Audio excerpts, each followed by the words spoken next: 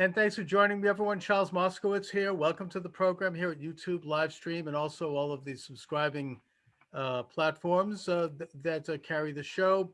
And my guest is none other than Larry Klayman. He's the author of It Takes a Revolution, Forget the Scandal Industry. Larry, I've been following you for years. I admire your work at Judicial Watch. You've changed American history. It's just an extraordinary development. You're almost out there alone. You guys have been nonpartisan. You've gone after both Democrats and Republicans. You seem to be out there acting as in the best tradition of the legal profession, trying to root out corruption when you see it. And in your case, it's public corruption. Now, your book deals with claims of corruption or imbalance in all three branches of the federal government. So why don't we start there? Where is what is the condition now of our three branches, and what can we do Well, about it? thank you, Charles. And since the time that I ran and founded Judicial Watch, I ran for the Senate in Florida. I didn't win, thank God. I don't think I'd be good on the inside. And I founded Freedom Watch. I'm actually the chairman and general counsel of Freedom Watch. And we do today at Freedom Watch what I used to do at Judicial Watch. But in terms of the book, this is something that's been inside me for a very long time. It's called It Takes a Revolution, Forget the Scandal Industry. You can pre-order it on Amazon.com and all the major booksellers. It'll be out October 27th. And I go through all three branches of government. And the book is dedicated to Thomas Jefferson. And the branch of government that is the most dangerous of all the three is the federal judiciary. Yes. Thomas Jefferson believed, and he actually opposed the creation of the federal judiciary. He said they will be no more honest than the rest of the men and women in society. Of course, he didn't have women at that time. But eventually, because they're unelected, unaccounted to the American people, they would become despots. They would become tyrants. And it would cause another revolution. And he actually predicted that we would have to shed the blood of patriots yet again. I'm not advocating that. This book is for peaceful and nonviolent means. But if you take the three branches, quite apart from even the judiciary, the executive branch, and we've seen that in the last 4 years under President Trump, the so-called deep state is more powerful than the president of the United States, the intelligence agencies, and everyone else around the president. The legislative branch of government is highly corrupt. They're a bunch of court jesters and clowns, totally bought and paid for by special interests, money being stuffed into their pockets. They've accomplished little to nothing. And I have to say, even the so-called Trump judges that they have gotten confirmed, the Republican establishment, Mitch McConnell, I've been in front of 8 of them so far.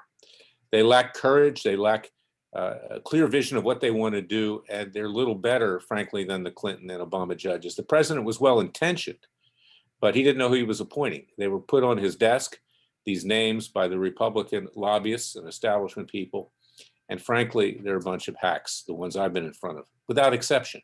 And then, of course, we get to the judiciary. And, I go through my various experiences with the judiciary over 40 some years in the toils of the federal court system. And I point out that while I scored some major successes, I barely scratched the surface. This is not a book that, beats my chest and says how great I am.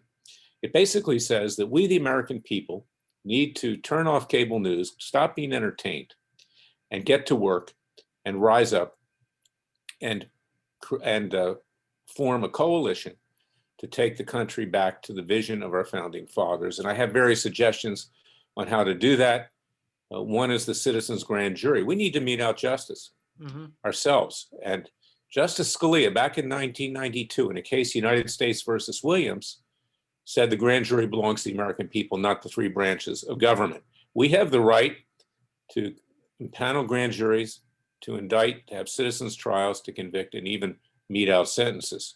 Even do citizens' arrests. I'm not advocating violence, but we do have that right. And the American people can at least get to that point to attempt that. Hopefully, Trump will be reelected and he would enforce the sentences. But look at what's happened. We just now new information this week that Hillary Clinton was even more involved in the Steele dossier. Comey's gone free. Clapper, Brennan, they've gone free. The Lovebirds, Strzok and Page, gone free. The Obamas and the Clintons and the Bidens Our Attorney General, our so-called Attorney General, who I call Blowhard Bill, says they're off limits. His great investigator up there in Connecticut, Durham, can't even issue a report before the election. He's so afraid of blowback on himself. And that's where we are in Washington. Because of this deep state, because of the intelligence agencies controlling everything and having dirt on most people, it's mutual assured destruction, and the government has ground to a halt. I don't, frankly, Charles, even view it as a government anymore. We don't have a government, and we are in worse shape, in my opinion, than we were in the days and months and years leading up to 1776. I think your analysis is accurate, and it comes from personal and professional experience. I had the opportunity to interview Tufts Fletcher School of Law and Diplomacy professor Michael Glennon, who wrote a book called Double Government. And even though he didn't agree with my conclusions from his book, and he was this establishment player. He was a Senate counsel under Obama, I think, or Clinton. He points out that since the national security agencies were created by Truman in 1948 by executive order, they have worked their tentacles into all three branches of government, and they have a huge presence. And I think that's what President Trump is talking about when he talks about the deep state. They've got off the books income. They've got phony corporations.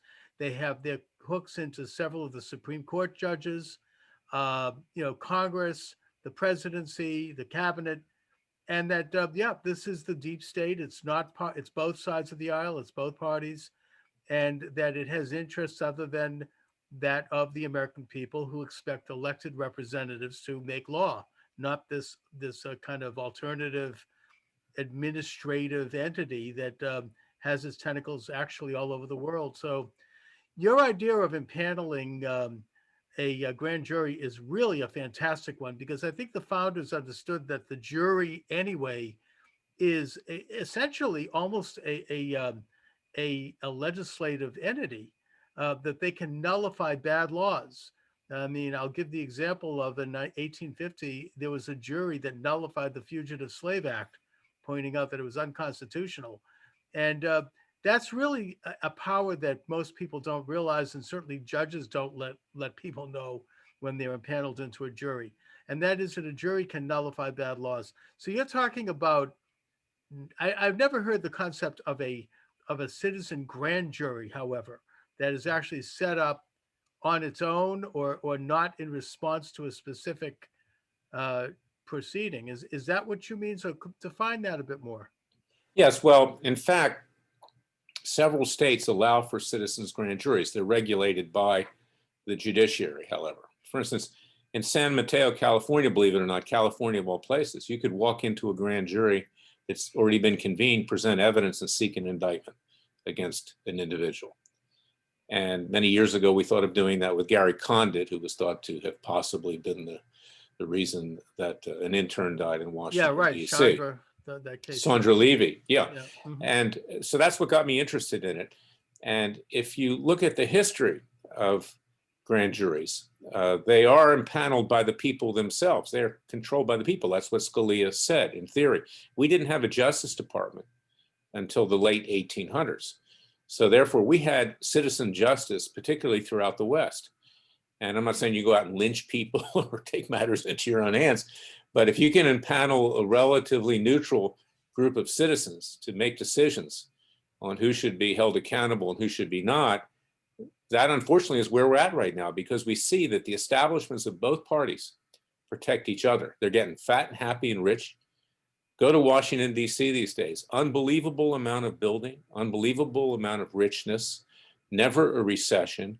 You watch these pundits on TV, whether it's Fox News or MSNBC or CNN, they're all friends. Doesn't matter whether they're conservative or leftist or center. You know, they're Right. all just, their feet are all feeding at the trough. And this has just simply become entertainment, which is why I've said, you know, if you're a conservative, turn Hannity off, okay? Turn it off. You hear the same thing every night anyway, so what's the difference? Right. And get to work and join a group like Freedom Watch and our citizens grand juries. We also have brought lawsuits against the communist Chinese over COVID-19 in Dallas, Texas, class action. Attorney General didn't do that. And even the president himself, as much as I support him personally, he just calls the Chinese names. I mean, that doesn't do anything. Right. Freeze their assets. So we've asked a court of law to take action. Whether they do or not remains to be seen. I've got a criminal case in The Hague, Holland against Beijing, and a case in Jerusalem, Israel, and we're going to have more in other countries, because the world is on its knees right now. And the people of every country have been betrayed by their government, and they know that. And there's a huge push towards socialism and communism, which began in the universities, and now it's become endemic. There's a huge wave of anti-Semitism and anti-Christianity in our schools. Even, I'm Jewish like you are, Charles. I guess you're Jewish, Moscowitz. Yep. And even the young Jewish kids that come out of university these days are taught to be anti-Semites. It's like out of a Woody Allen film. I've seen this. It's horrendous. And yeah, I mean, it's a classic example of what's going on more broadly in society. Now, you're talking about the citizen grand jury, which I am really fascinated by. Could there be a situation, because I think that it's obvious that people who are involved with really what can only be called high crimes are walking around free, and I'm talking about this whole business of spying on Trump as a candidate and president. This is subversive activity. Nixon had to resign for a lot less than this. And yet they are walking around without any charge. They're arrogant, they're cocky, they're strutting around. Could a citizen grand jury bring these charges against them and hear this evidence and gather the kind of testimony and result in and bring about convictions? And if so, how could that happen? We've already done that. Last fall we did it, and we're waiting to resume it when COVID subsides and we can bring people together in a more intimate way. But Dr. Jerome Corsi, who I represented in Mueller's witch hunt, and I kept him from getting indicted. Roger Stone was indicted and convicted. They were all wrapped up in the same investigation. Is that Jerry Corsi testified in front of a citizens grand jury that Mueller had attempted to coerce him to lie under oath to implicate the president, and if he would not lie, that he would be indicted. And since he's in his 70s, that would probably be life imprisonment, the equivalent of that. And I had brought strong lawsuits against Mueller and others, and we got Mueller to back off. But that's an example. Now we're waiting to try Mueller. So we get a retired judge or someone who will serve as a judge. You don't even have to be a lawyer to be a judge in most states. Yeah. In fact, I even think of the Supreme Court, you don't have to be a lawyer if you're appointed. You're probably better off if you're not a lawyer. You haven't been corrupted. I think Earl Warren was not a lawyer, actually. There have been several Supreme Court justices who have not been lawyers. Yeah. And you can Google it and Wikipedia it, for lack of a better place to go. Yeah. Even they have to admit that. Then you try them in front of a jury. You can pick a petit jury just like you do, in the regular court. You try them, you seek a conviction. If you get a conviction, you sentence them and you seek to mete out the sentence. Now, it's going to get to that point. I mean, look at Wyatt Earp. What did he do in the Old West? He meted out justice. He met them at high noon. Yeah, and when they killed his brothers, Morgan and Virgil, he hunted them down and killed them, right? I'm not advocating killing anybody. I understand. But there was no system of justice in those days that could be responsive to the needs of the people, much less his family. So he took matters into his own hands. He was never indicted for it. And this is, I think, where the country is headed.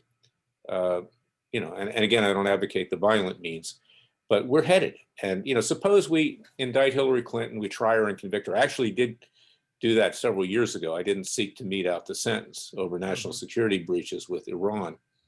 But we could stand in front of her house in Washington, D.C., demand that she comes out. At least we'll be educating the American people that we have our own fate in our own hands. And there are things that we can do with the federal judges, too. Of course, I don't think Congress will do it, but it's a misnomer to think that they have life tenure. That's not in the Constitution. They're not there for life. Neither the Supreme Court justices nor the lower court judges. They serve for good behavior.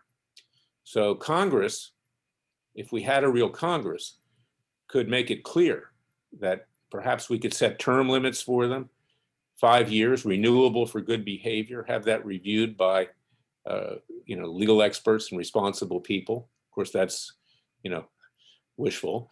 And they don't have immunity either. The Supreme Court gave themselves immunity and gave the lower court judges immunity. There's nothing in the Constitution that gives the judges immunity for making intentionally wrong decisions, political decisions, and decisions that harm the people of the United States. And that's where we are. And I might say one other thing. We're now going into a so-called confirmation hearing for Amy Coney Barrett. Yes. Mm-hmm. I personally, and I think you probably agree with me, I can tell the little bit that we've interacted here, right, is that I frankly don't care that much, who's on the Supreme Court. I don't, because you can gauge with 100% certainty, except for Chief Justice Roberts, who's flipped. The deep state obviously has something on him. Yeah, this seems to be. And I had a whistleblower that had confirmed that they had dirt on him. And I think we all know what that dirt is, but we don't necessarily need to get into that. Well, we don't have to get into it, but let's say he's been living in a closet. Yeah, he's been living in a closet all these years. So, right. Okay. But a legal closet and otherwise, and I'm not homophobic, and neither are you. I understand. So, but in his generation, that's something that he doesn't want out, and this is the problem, mm-hmm. and if they issue decisions which violate the Constitution and violate the natural law and the law of God, it's my view we have no obligation to follow their rulings. And I believe that. And I have clients that will tell you that, ex-judges who feel the same way, because they're by and large, with few exceptions, I like Justice Thomas. I think Justice Alito is pretty good. But the rest of them are a bunch of political hacks and robes, and on both sides. And look at Kavanaugh. He's going left too. Oh, I know. He was never the conservative that we thought he was. And, the idea of originalism and contextualism, that seems to be out the window, really. And they're acting like dictators. They're almost acting like their own, Continental Congress in a way. They're rewriting the Constitution. I'm hopeful for Barrett. I think at least it's an improvement. I think that what's telling is that that the way to stop her, they're attacking her in anti-Catholic bigotry, and her religion, which makes me think that they feel threatened by her, and I hope she gets on. And I think if Trump wins, there's a hope. And maybe I'm being a little Pollyanna-ish here, but once he gets beyond the election, I think that he may start to move in the right direction, because I think Trump knows the score. He knows what's going on with this. I hope so. And I personally, I don't endorse him as the head of a public interest group, but Larry Klayman does. Yeah. I personally hope he wins. And I think that God at this point is going to need to intervene, because he's done himself a lot of damage in the last few weeks, unfortunately. Right. And that middle ground, that 20%, it appears a lot of it is turned off. That's the problem. He can't win just on his base. But let's hope he wins. But even if he wins, is that it's only for 4 years. And it's likely that the Congress is going to go totally Democratic. It's likely right now. And, I think a lot of conservatives will vote for Trump, but they won't vote for Republican establishment people who have done nothing, during these years.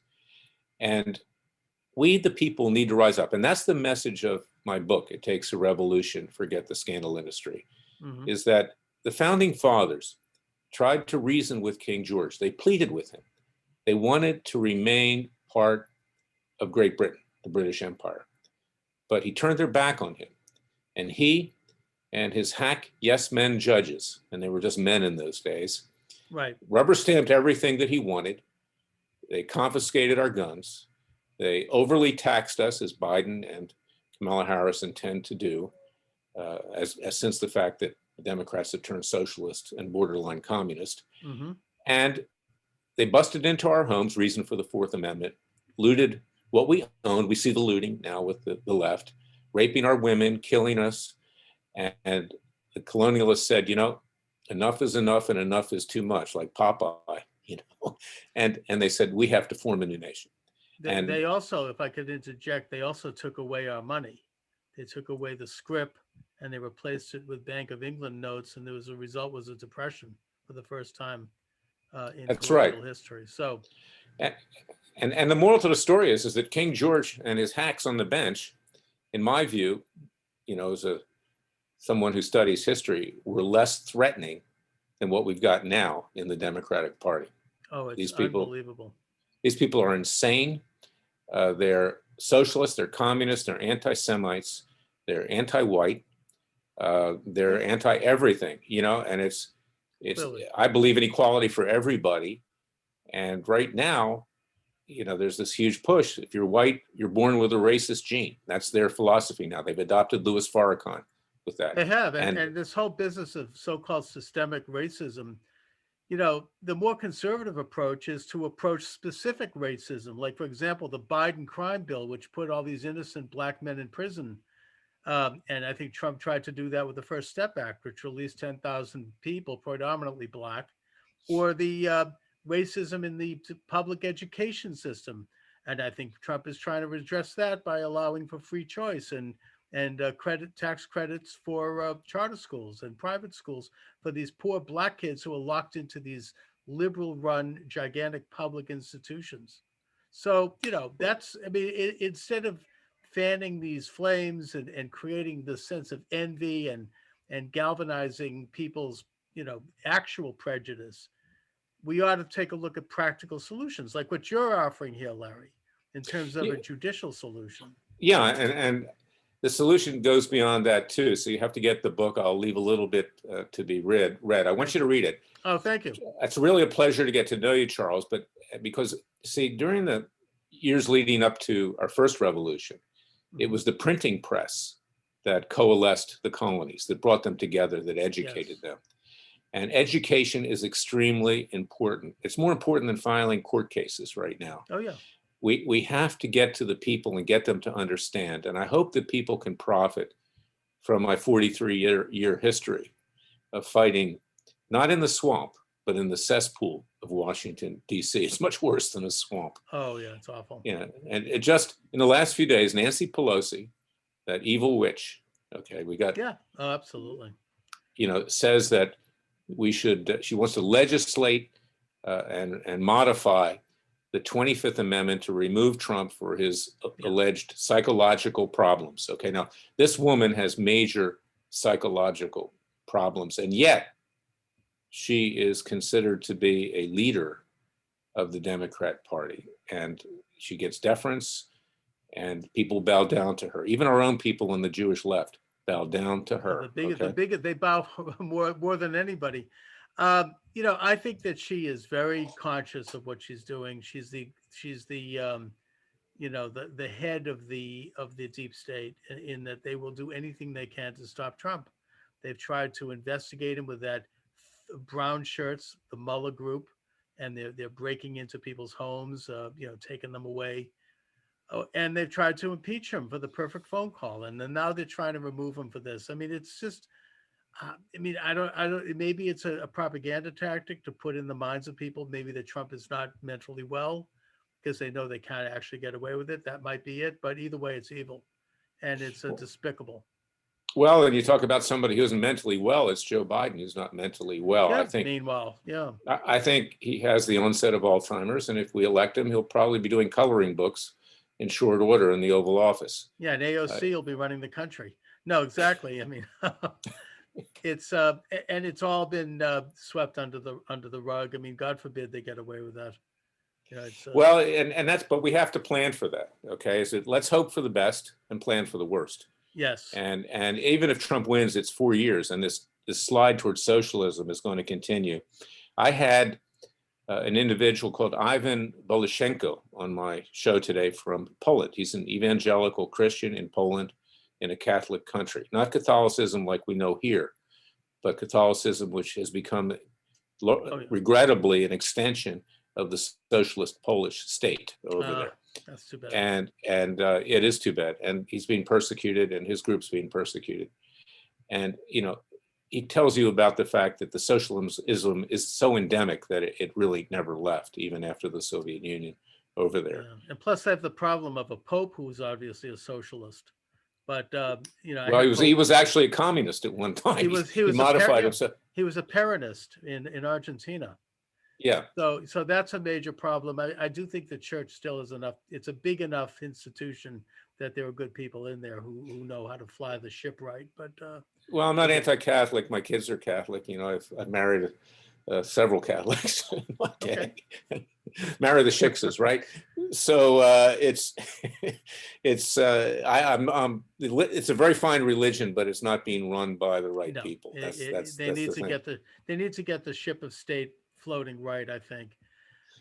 So we have the election coming up in a few weeks. We've got this stuffing the ballots with these phony, hundreds of thousands of ballots, even in Massachusetts, my own state, and in New York, where my mother, my left-wing mother-in-law has gotten a phony ballot, and she's scratching her head. It doesn't have it's almost made out, or it has these errors on it.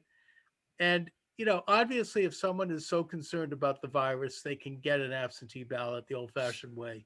But there's no excuse for this. Yet they're getting away with it. You've got some judges who are stepping up, but you've got other states which are allowing it to go forward. Do you think that it's going to happen? I mean, are they going to steal the election by stuffing the ballot? 100%.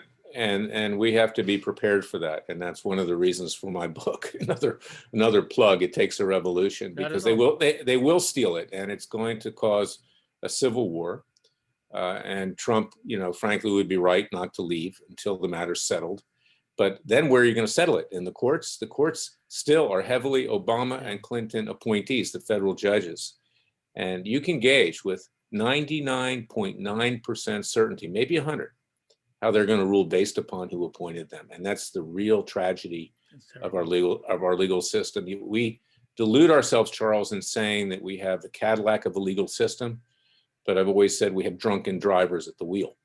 And this is what we're dealing with. These people have more power, a federal judge, it's awesome, than a congressman or a senator, and in some ways, even the president of the United States. They can make or break your life. They can destroy you. And the Obama and Clinton judges in particular, most of them I've been in front of, they have no compunction in doing real harm to you if they disagree with you politically. I mean, a good example of that is Judge Sullivan in the district in the federal bench in Washington. What he's done to Lieutenant General Michael Flynn. It's sad. Yeah. It's sad. But let me just add one thing on that one. Yep. Is that there was a time, I've been in front of Judge Sullivan many times, where he was a fair man. Okay, even though he was a Democrat, he was initially appointed by Bush the dad to the Superior Court, and he then ultimately was appointed to the federal bench by Clinton. But the current environment in Washington, D.C. is so polarized, so evil on the left. They control everything. They control the media. They control the legal profession. They control the bar associations. And they are trying to destroy anyone who is pro-Trump and conservative. And unfortunately, Sullivan has thrown his lot in with this mob. It's sad, because at one time he was a decent judge. Yeah, it's an awesome abuse of power.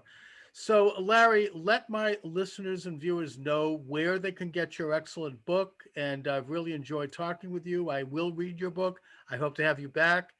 Please do that. Please let my viewers know. Yes, it's called It Takes a Revolution, Forget the Scandal Industry, meaning get up off the couch, turn the TV off, and get to work. And you can get it at Amazon.com, BarnesandNoble.com, Books A Million, Borders.com, all major booksellers. You can pre-order it.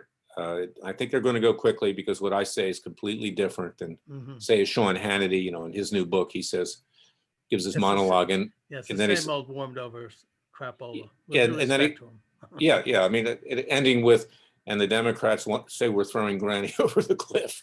Okay. I mean, so